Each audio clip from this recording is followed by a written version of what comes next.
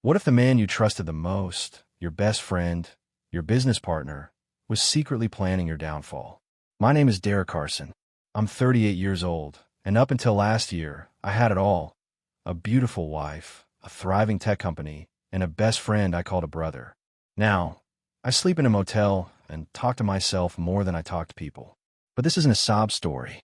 This is a confession, and maybe a warning. Because when you're betrayed at the deepest level, by blood, by love, by loyalty, you don't just break. You become someone else. And that's exactly what I did. I met Jason Monroe in college. He was loud where I was quiet, bold where I was cautious. We balanced each other perfectly, and it didn't take long for us to become inseparable. After graduation, we launched Virion Technologies from my cramped apartment.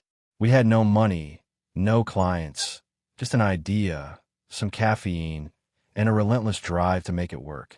And somehow it did. By year 5, we had 43 employees. By year 10, our app was being used by major banks. By year 15, we were valued at $60 million. And through it all, I handled the back end, coding, systems, infrastructure. Jason handled the pitch rooms, the investors, the charisma. It worked. Until it didn't. Looking back, the signs were there. He started calling me old school in meetings. Started inviting me to fewer investor calls. Started hiring people without consulting me. But I ignored it. Because he was my friend. Because we started this together. Because I thought loyalty meant something to him. I was wrong. So painfully wrong. It started with a look. You know the kind, when someone's smiling with their mouth but not with their eyes. Jason gave me that look during a quarterly meeting, when I questioned why our newest hire, Emily, was suddenly overseeing our legal department. She had no legal background, just a marketing degree and, coincidentally, a close working relationship with Jason. When I brought it up, he laughed. Derek, man, chill.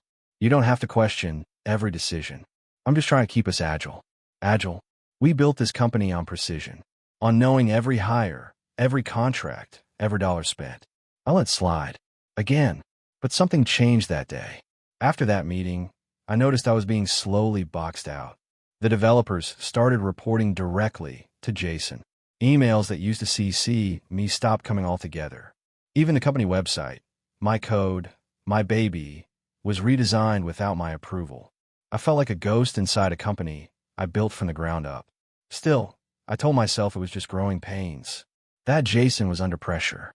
Maybe I was just overthinking things. But deep down I knew something wasn't right. And soon, I wouldn't just feel invisible. I'd be erased completely. It was a Thursday afternoon. Jason texted me. Let's grab lunch. Just the two of us. Big stuff to discuss.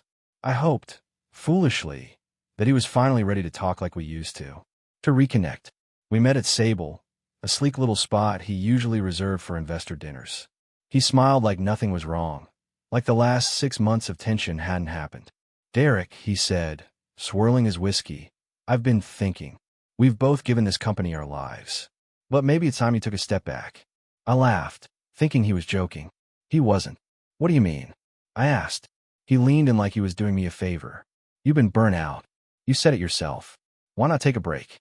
Let me handle things for a while. Maybe even cash out some equity. I can draft something clean. Walk away with your legacy intact. Legacy intact. My stomach dropped. This wasn't a suggestion. It was a setup. But the way he said it, so calm, so rational, you'd think he was trying to save me. He slid a folder across the table. Legal papers. Buyout terms. A number that looked generous. Until you remembered the company was worth $60 million. He was offering me less than 5. I know you'll want to think about it, he said. But honestly, this is the best offer you're going to get. Things are moving fast. Moving fast. He meant without me. I didn't touch the folder. Didn't say a word. I just looked at the man I used to call my brother and saw a stranger wearing his face. I didn't sign the papers. Not that day. Not ever. Instead, I went home, heart pounding, head spinning, trying to make sense of it all. I told my wife, Vanessa, everything. How Jason had blindsided me. How he offered to buy me out of my own creation like I was just another employee. She listened, arms folded, face unreadable. And then she said something I'll never forget. Maybe he's right, Derek. Maybe stepping back wouldn't be so bad for us. For your health. My heart dropped. You think I should walk away from the company I built? I think, she hesitated, you've been different lately. Angry. Paranoid. Maybe this is the universe giving you a sign. The universe? No.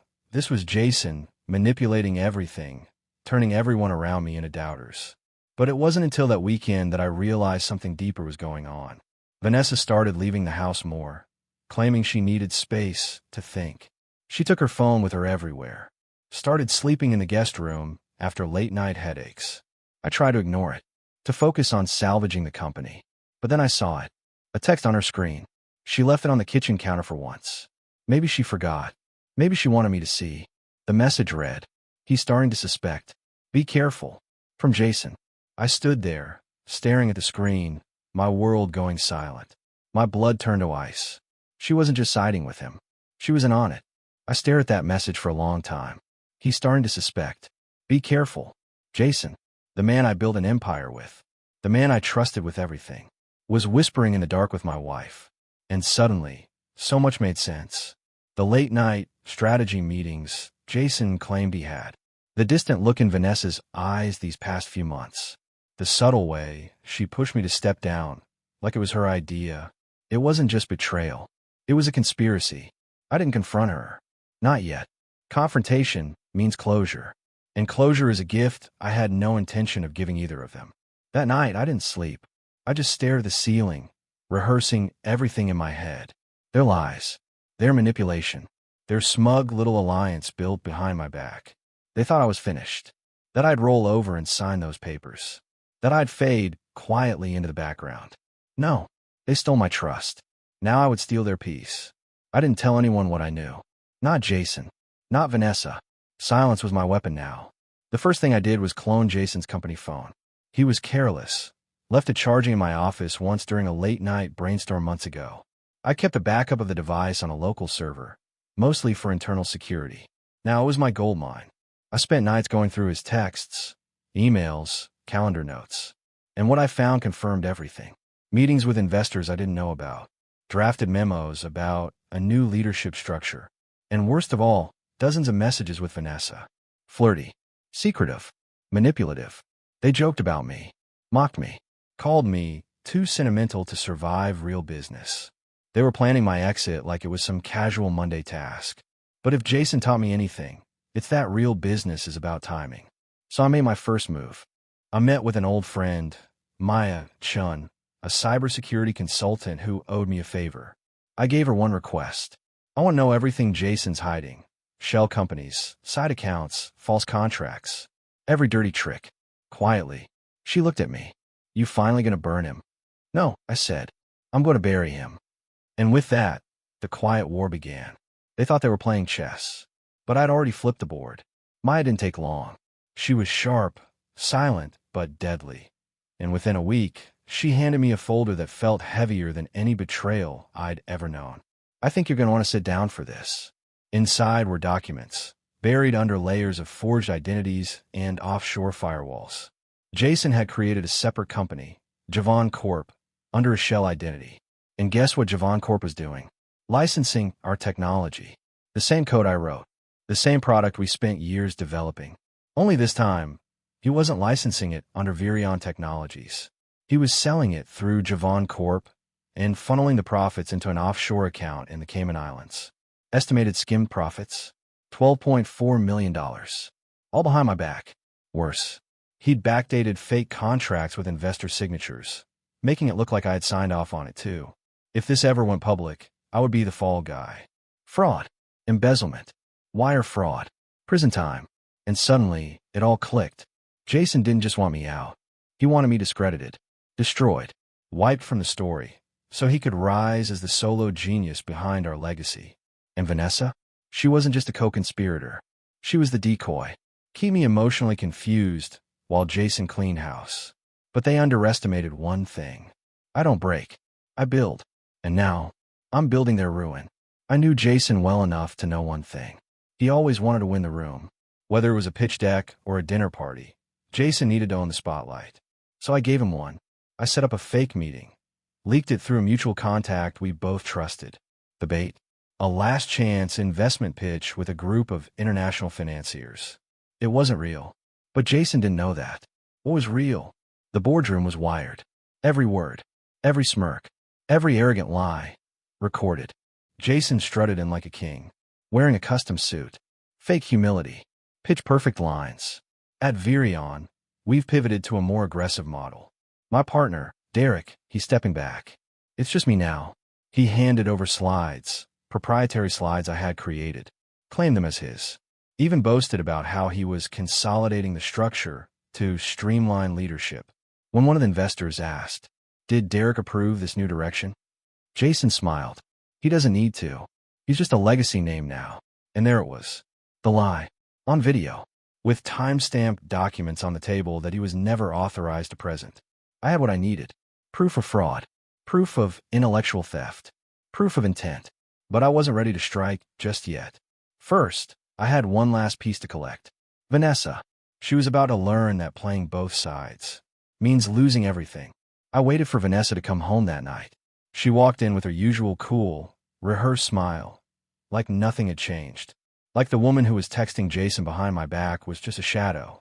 I laid the folder on the kitchen table. Explain this. Her eyes flicked to the papers. The fake contracts. The offshore accounts. The lies. She said nothing. So I pushed. You were in on it. All of it. Jason used you to break me. She finally looked at me. Really looked. And for a split second, I saw something else. Fear. Regret. Maybe even guilt. But the mask didn't drop. I did what I had to do, she whispered. What you had to do. Betray your husband. Destroy your family. She swallowed hard. It was never about you. It was about us. Jason promised a new life. Security. A future I thought you couldn't give me. Her words hit me like a punch to the gut. You chose him over me. She looked away. I didn't choose Jason. I chose survival. And in that moment, I realized something. The real war wasn't just about power. It was about broken promises, fear, and desperation. But this wasn't the end. It was just the beginning. Vanessa thought she was untouchable. Jason's golden ticket in this twisted game. But fear has a way of softening even the hardest hearts. And when I saw it in her eyes, pure panic, I knew exactly what to do. I offered her a choice. Help me expose Jason. Help me take back what he stole. Or I'll make sure everything you've done comes out. Publicly. She hesitated, her carefully built walls cracking.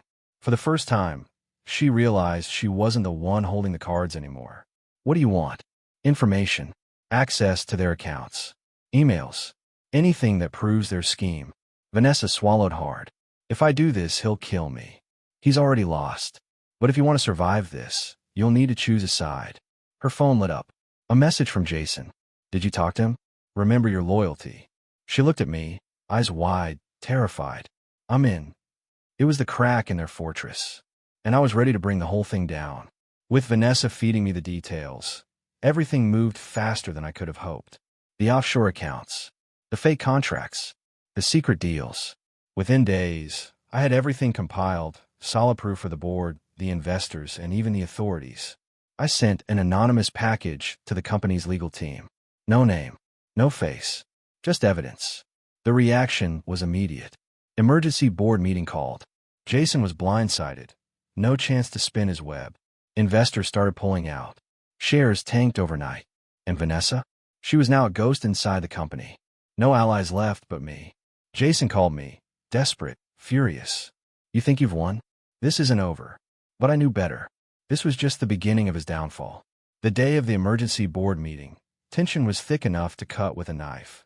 Jason arrived, confident, smiling that same smug smile like he still controlled the room. But the moment the evidence was laid out, his smile faltered. I sat quietly in the back, watching. The legal team detailed the offshore accounts, the forged contracts, the hidden company. Jason tried to interrupt, to deny, to shift blame. But the proof was overwhelming.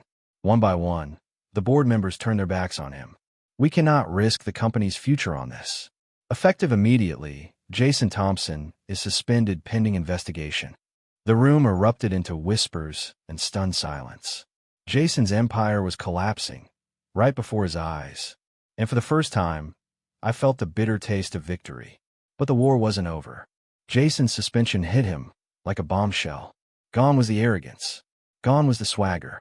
He was a man stripped bare, exposed to the cold judgment of the very people who once praised him. But I wasn't done. I met him one last time. What? I asked, voice steady but full of hurt. Why betray everything we built? Jason looked at me, eyes hollow but defiant. Because I wanted to win. To be the man everyone remembered. Not the shadow behind you. His words echoed my own fears. Ambition twisted into destruction. I walked away. No satisfaction in his fall. Just a hollow victory. Because sometimes, the monster you defeat isn't the enemy. It's the part of yourself you refuse to see. The dust settled. Jason was gone. Vanessa? She disappeared into the shadows, her betrayal a wound that would never fully heal. But me? I was left standing, alone but stronger. The company? I rebuilt it from the ashes, this time with clear eyes and ironclad trust. Some nights, I still hear the echoes of what was lost. The friendships, the family, the dreams turn to ash. But I've learned this. True power isn't about winning the battle. It's about winning yourself back. And as for Jason, I hope he finds the peace he never sought in his hunger for control. Because in the end, the greatest monster isn't the one you fight. It's the one you refuse to become.